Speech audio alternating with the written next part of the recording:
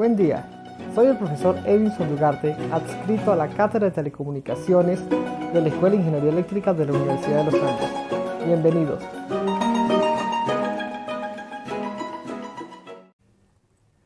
Hablemos un poco sobre modulación. Bien, cuando tenemos entonces una señal que está centrada en el origen, también podemos llamarle una señal banda base o señal pasabajo, con cualquier forma al espectro, digamos que tiene esta forma acampanada que yo le estoy haciendo acá, con un ancho de banda B. Recuerden que el ancho de banda se calcula desde el origen hasta donde termina la señal. El hecho que esté reflejada es parte de la forma de la señal, parte de los análisis matemáticos, que tiene simetría hermítica, pero el ancho de banda se calcula siempre es en un solo lado del espectro. En este caso de señales pasa abajo, desde 0 hasta donde termina la señal.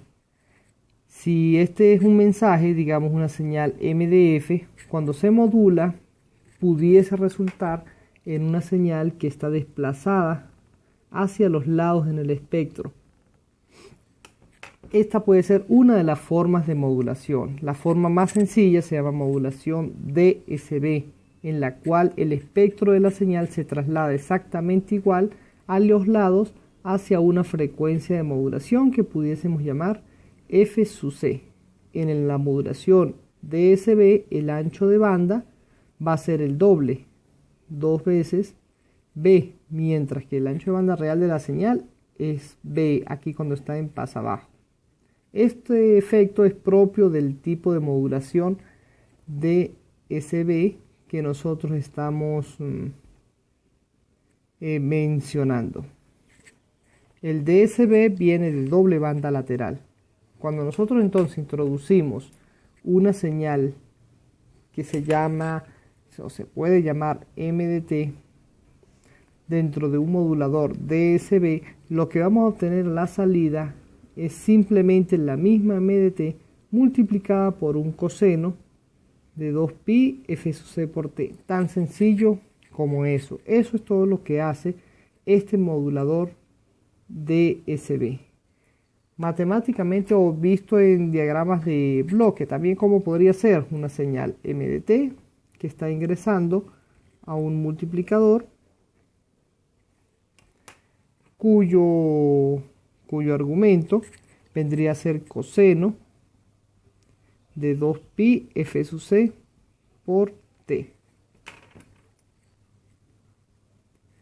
Esta señal la podemos conocer o la podremos llamar nosotros de entrada MDT por la palabra mensaje. Normalmente se suele utilizar eso de allí. Y lo que vamos a obtener en la salida va a ser la misma MDT multiplicada por el coseno de 2pi F sub C por T.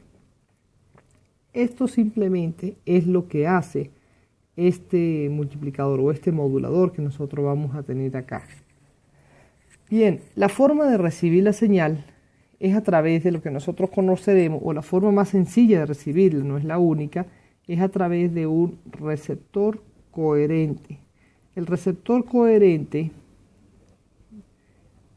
es la forma más, digamos que más sencilla de analizar, pero también tiene sus complicaciones cuando nosotros querramos implementar ese receptor coherente. Fíjense que si esto es un transmisor, esto de acá arriba, cuando nosotros vayamos a recibir, estaremos recibiendo esta señal, suponiendo que no hay ruido, suponiendo que la transmisión fue perfecta, que no hay distorsión en el canal, etcétera, etcétera. Sumamos todas esas idealidades y vamos a tener en cuenta que se está recibiendo la señal MDT multiplicada por el coseno de 2pi F sub C por T. Bien, mi receptor entonces estará compuesto sencillamente por un multiplicador y luego un filtro pasa bajo.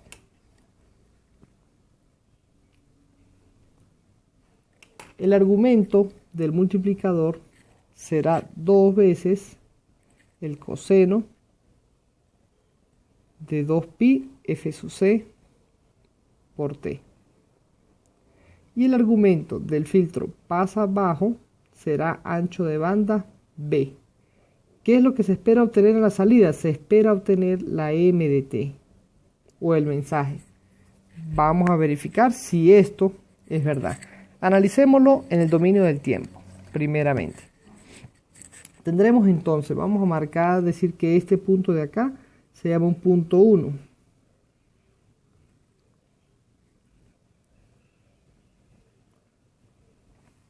Digamos que este punto de acá es el punto 2 o salida. Este vendría a ser el punto 0 que corresponde a esta señal m de t.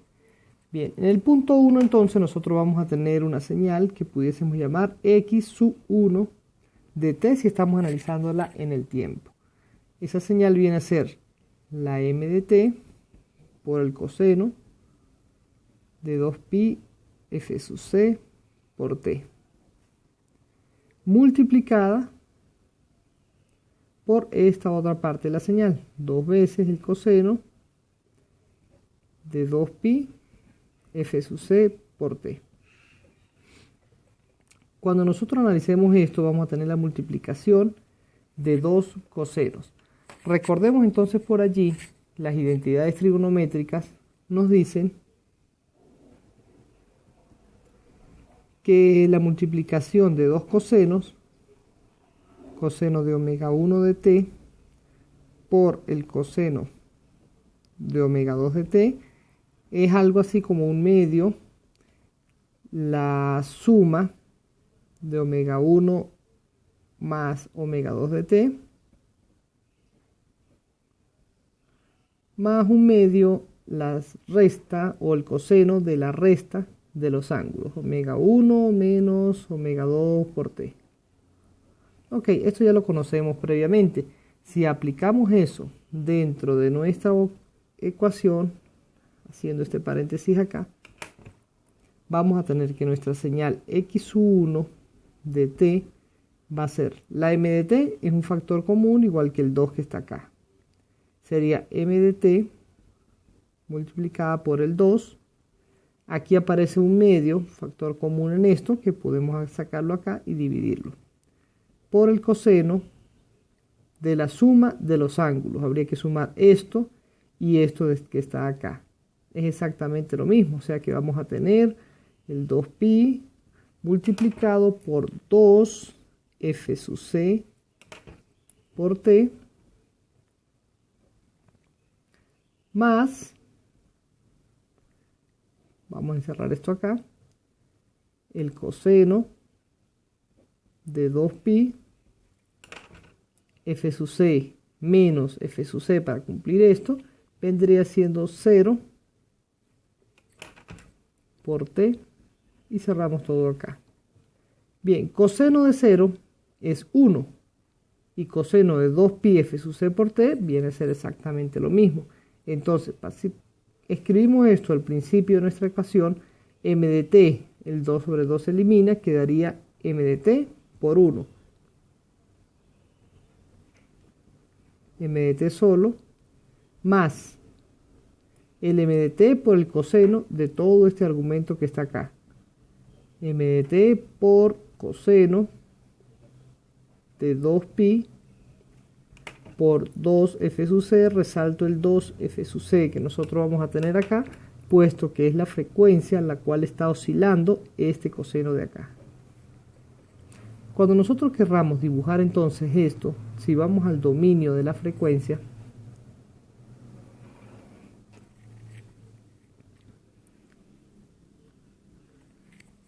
noten ustedes acá que va a aparecer un m de t que está centrado en el origen, un argumento.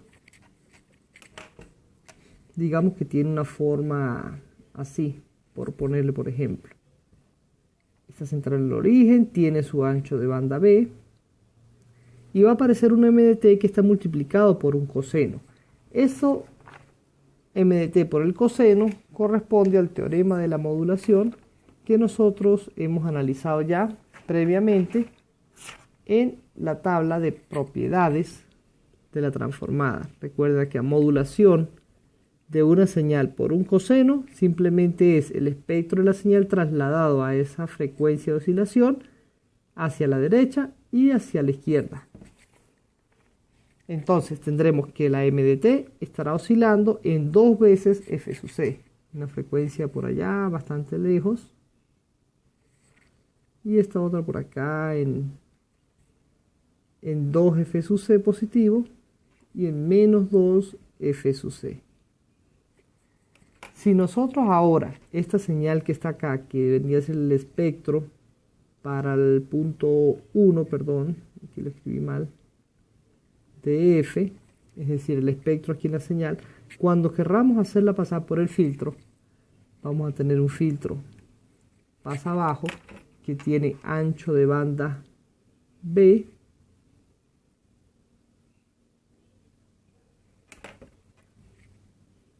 esto vendría a ser función de transferencia del filtro pasa bajo de f, suponiendo que el filtro sea un filtro ideal.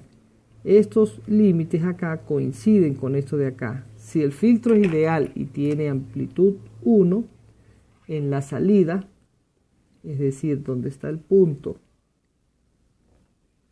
que nosotros llamamos como x sub 2 de f, vamos a obtener exactamente este mismo espectro que nosotros habíamos analizado ya previamente, teniendo cualquier forma. Si esto de pronto es algo bastante complicado aquí en medio, no importa, porque están pasando por mi filtro de amplitud 1, sale exactamente eso que vamos a tener nosotros aquí centrado en el origen, que va desde menos b hasta b, y su ancho de banda, repito, va desde 0 hasta b. Esto es el ancho de banda que nosotros hablamos.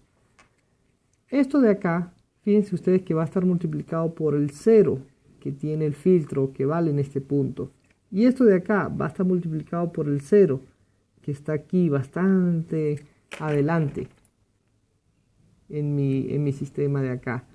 Entonces, si multiplico eso por 0, aquí también me va a salir un 0. ¿Qué obtendría yo entonces en la salida? En mi salida, para x sub 2 de f, yo voy a obtener sencillamente esto que tengo aquí, el m de t. Y de ahí que mi receptor coherente funciona. Bien, diremos que esto es algo excelente, está perfecto. Pero ¿qué ocurre cuando esta frecuencia no es exactamente la misma que esta frecuencia? Recuerden que esto es el transmisor y esto es el receptor. Si yo tengo, por decir algo, el transmisor en Mucuchíes y el receptor en Ejido, yo podré coordinar que ambas frecuencias sean exactamente las mismas. ¿Qué ocurrirá si hay una diferencia acá? Digamos que en el transmisor yo tengo f sub c, y digamos que en el receptor yo tendré f sub c más un delta de f. Bien, cuando yo entonces esté recibiendo mi señal, yo tendré un x sub 1 de t que viene a ser m de t por el coseno de 2pi f sub c por t multiplicado por 2 veces el coseno de 2pi f sub c más delta de f de t. Cuando yo realice la operación aplicando la misma ecuación, la misma identidad trigonométrica, yo vendría a obtener dos partes entonces para esta señal. Es decir, la x sub 1 de t viene a ser m de t. Ya dejamos claro que estos dos se eliminan acá, multiplicada por el coseno de 2pi por la suma de los argumentos, es decir, me queda f sub c dos veces f sub c más f sub c más delta de f. F sub c más f sub c es dos veces F sub C, más un delta de F.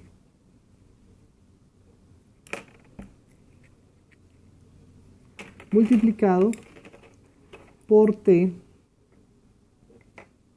en la parte de acá. Por otro lado voy a tener más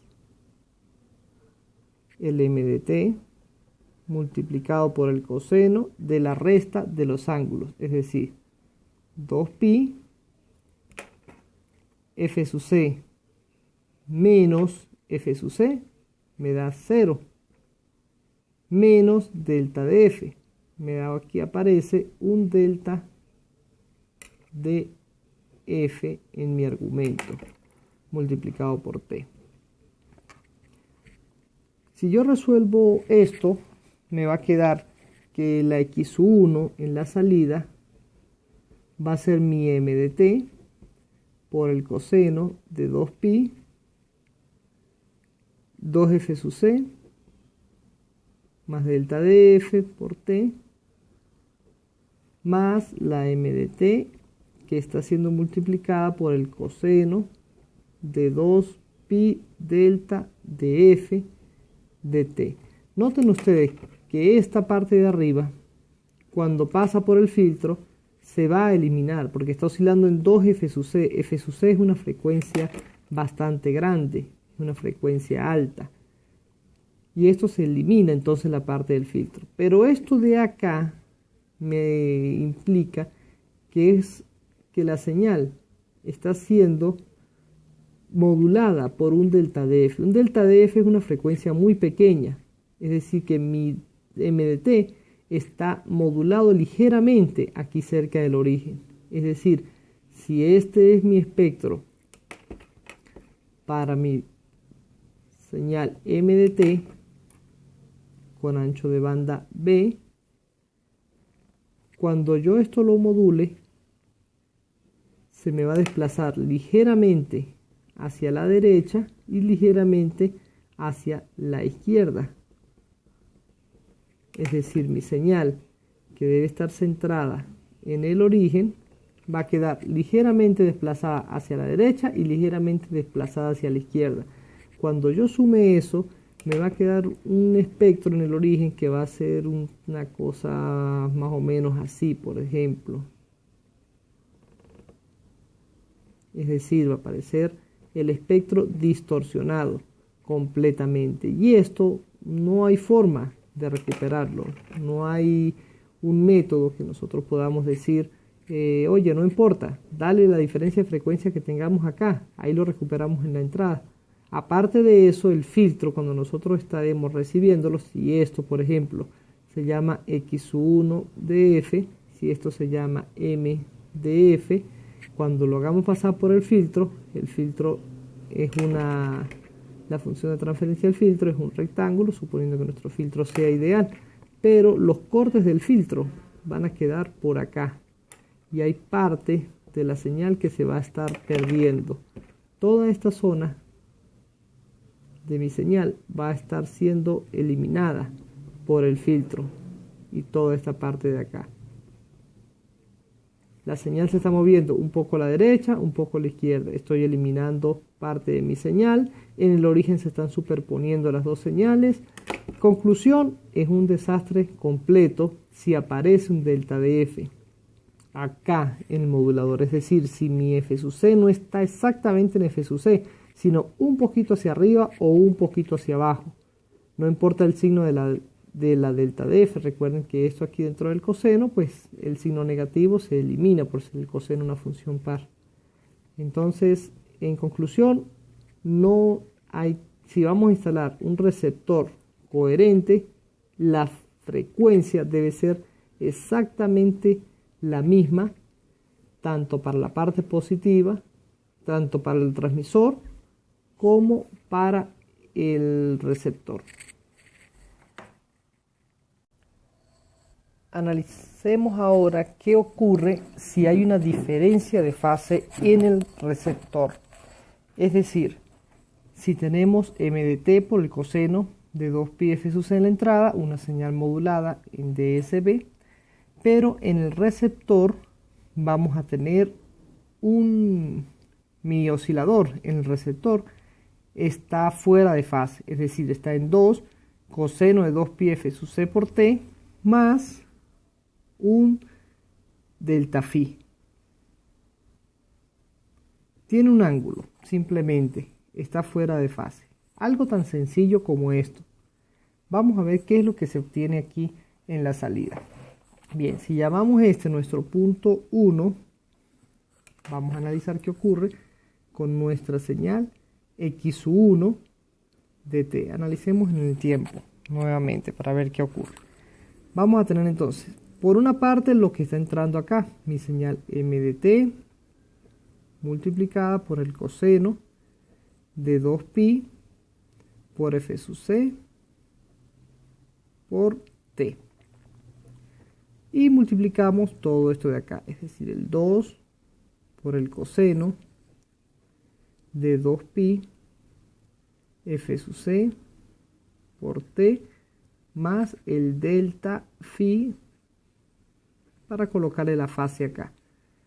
Recordemos por allí que hay una ecuacióncita, una identidad trigonométrica que nos dice que una señal, o mejor dicho, que un coseno que tenga una suma de ángulos internos, es decir, un coseno como ese que tenemos allí, que vendría a ser algo así como omega 1 por t más un phi, por ponerle un nombre, vendría a ser lo mismo que el coseno de omega 1 por t por el coseno de delta phi, o de phi en este caso, digamos, si estamos para concordar con la ecuación. Si eso está positivo, entonces esto vendría a ser negativo, el seno de omega sub 1 por t por el seno del phi que nosotros vamos a tener allí. Bien, en concordancia entonces con esta identidad trigonométrica, aplicamos nuestra operación a la ecuación que tenemos en x1. x1 entonces de t me vendría a quedar m de t por el coseno de 2pi f sub c por t por 2 veces todo lo que vamos a escribir en la parte interna.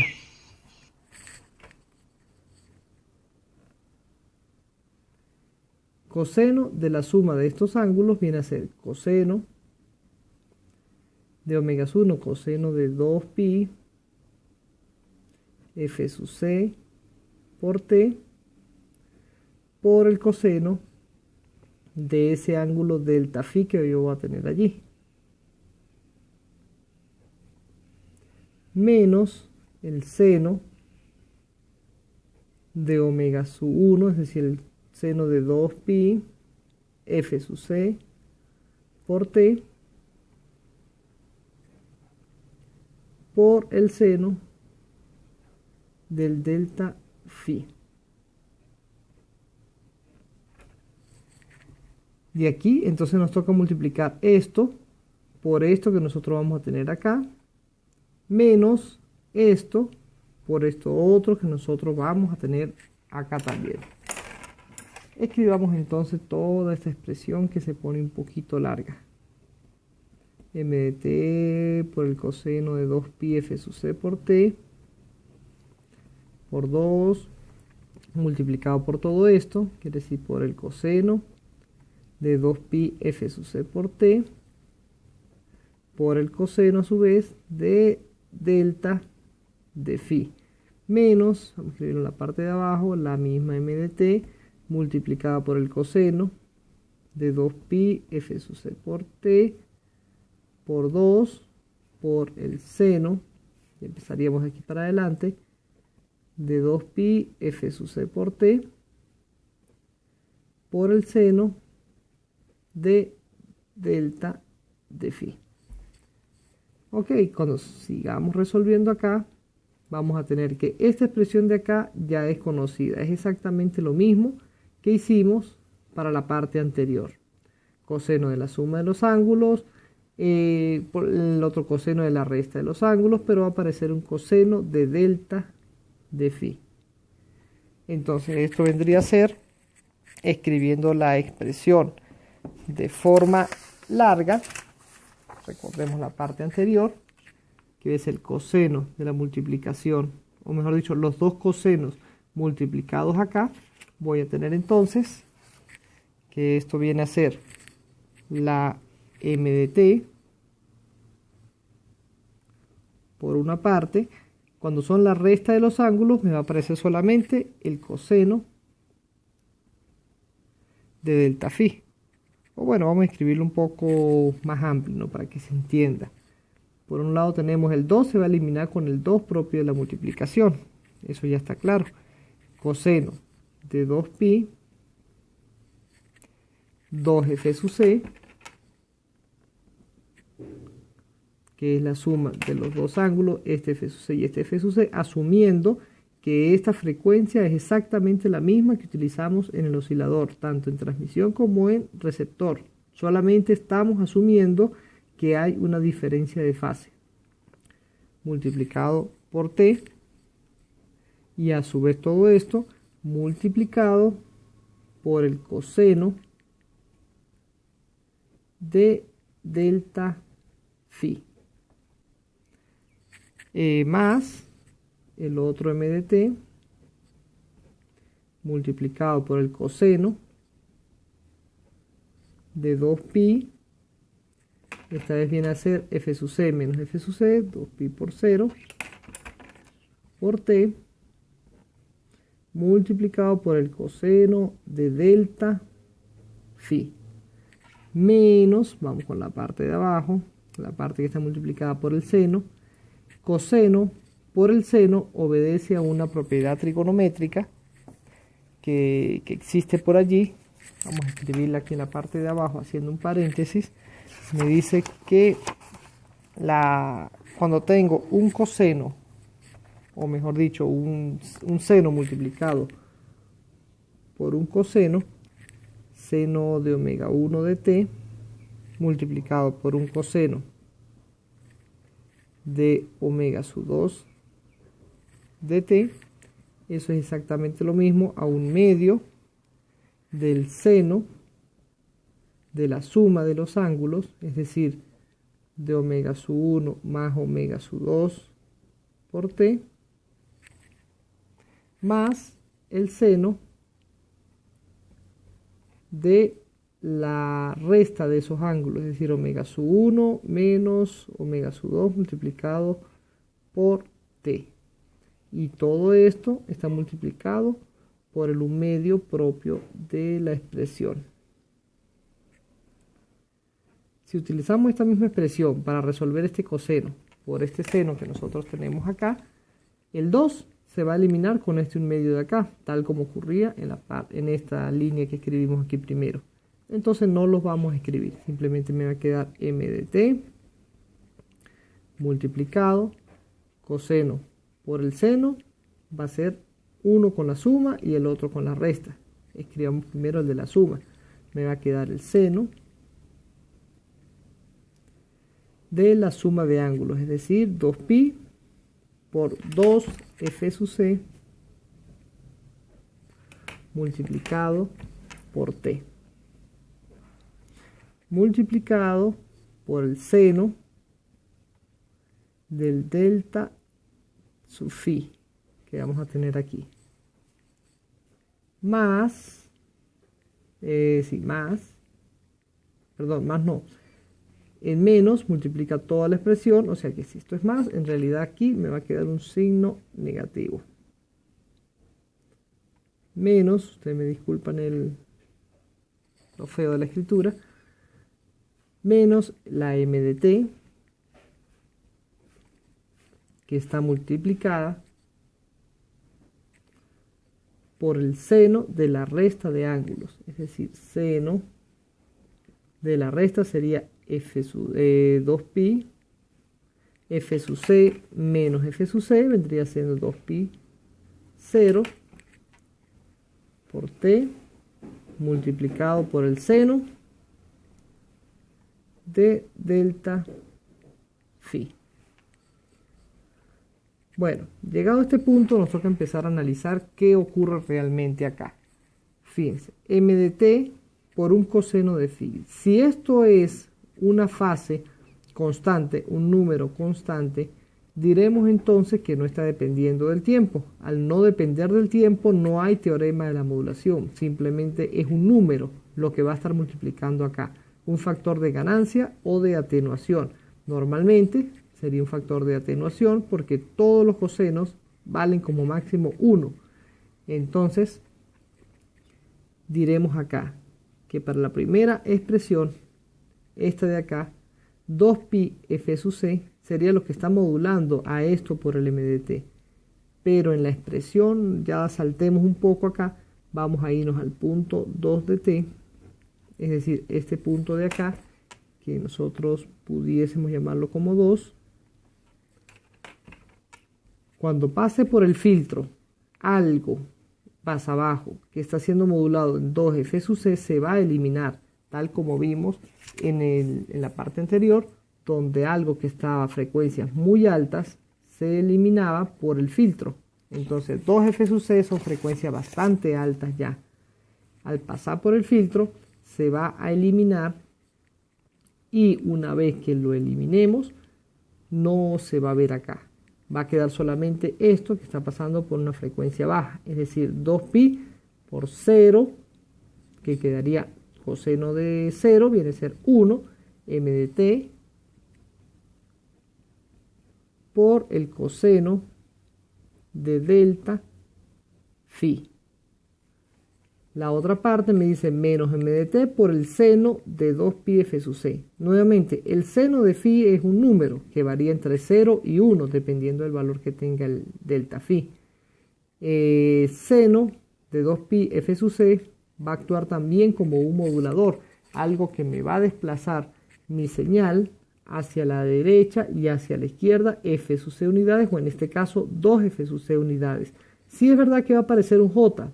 El j simplemente significa una fase, un desfase, mejor dicho allí. Pero eso no implica que va a estar centrado por allá en 2f sub c y en menos 2f sub c. Cuando nosotros hagamos esa señal que está modulada por un seno pasar por el filtro, se va a eliminar esa parte de alta frecuencia. Y entonces nada de esto que nosotros vamos a ver acá va a resultar en la salida aquí de mi detector coherente. Por lo tanto, la vamos a tener eliminada. ¿Y qué me va a resultar? Simplemente el menos m de t por el seno, cualquier cosa aquí es 0, tendría que ser seno de 0, multiplicado por el seno de delta phi. Pero bien, ¿cuánto vale el seno de 0? Seno de 0 vale 0. Esto entonces me va a resultar a la final que voy a tener simplemente m de t por el coseno de delta phi. De aquí entonces viene nuestra duda. ¿Cuánto va a valer el coseno de phi? Noten ustedes que el coseno de phi, si es algo constante, funciona como un atenuador. ¿Ok? Si es constante, si no es dependiente del tiempo. Si delta phi es dependiente del tiempo, allí sí va a estar fea la cuestión, puesto que esto va a haber variaciones aquí en la ecuación y se va a complicar todo más. Pero supongamos que este delta phi es un valor que está dependiente, que no depende del tiempo. Si es una constante, quiere decir que el coseno de phi es un valor que va a valer entre 0 y 1. Y entonces en mi salida voy a tener que la m de t va a estar atenuada. Pero ojo, si delta phi vale pi medios, el coseno va a valer 0 y se me va a anular la salida completamente. Entre más cerca esté este valor del pi medio, más atenuada va a estar mi salida para m de t. Sin embargo, sí es posible recuperar una diferencia de fase aquí en mi receptor, puede implicar en una atenuación en mi salida. No es tan complicado este problema como sí ocurre en la diferencia de frecuencia para mi receptor coherente. Otro aspecto que tenemos que tener cuidado, no en el receptor, sino esta vez en el transmisor, es con la frecuencia a la cual nosotros vamos a estar trabajando. Es decir, ¿qué pasa si F sub C es pequeña? Pero esto en el transmisor, ojo. Noten ustedes que si nosotros tenemos nuestro espectro con un ancho de banda de B,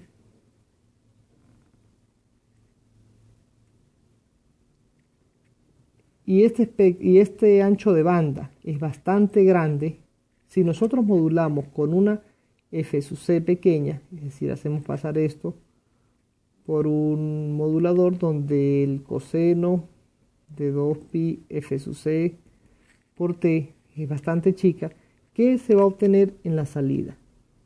Vamos a desplazar nuestra señal hacia la derecha y hacia la izquierda, como ya lo habíamos mencionado. Pero si esta señal no alcanza a ser lo suficientemente grande o más grande que B, mi señal puede verse entorpecida acá.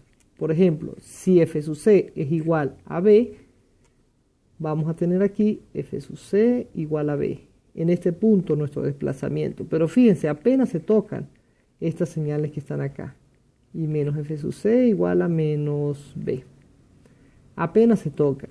Si esto es menor, nuestras señales, antes de ser transmitidas, ya van a empezar a distorsionarse. Es decir, no se mueven lo suficiente hacia los lados como para que haya una diferencia de transmisión. Digamos que aquí está F sub C.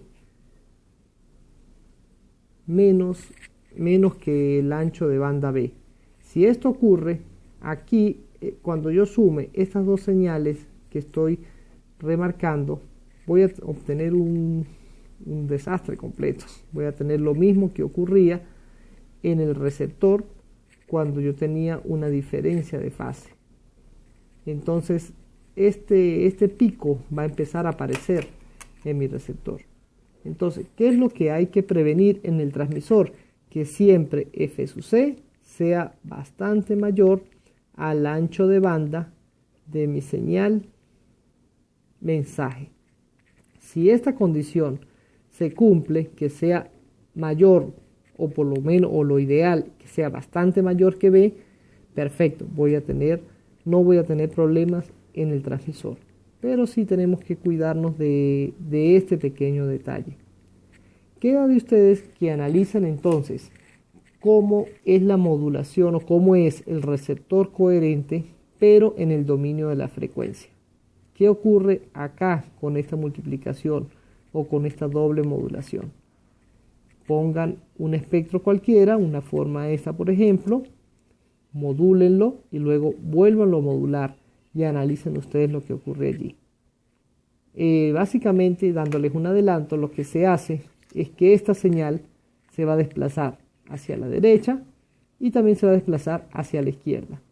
Pero este espectro que se desplaza hacia la derecha y este espectro que se desplaza hacia la izquierda se superpone uno sobre el otro y se suman en el origen, quedando al doble de amplitud de lo que normalmente va a estar allí. De todas formas, revísenlo, pongan un espectro cualquiera, analicen por ejemplo esto con un rectángulo o con un triángulo y vean qué va a resultar aquí en mi receptor coherente, en este punto 1. Luego pásenlo por el filtro y analicen la salida, a ver qué es lo que ustedes van a obtener allí. Muchas gracias por su atención.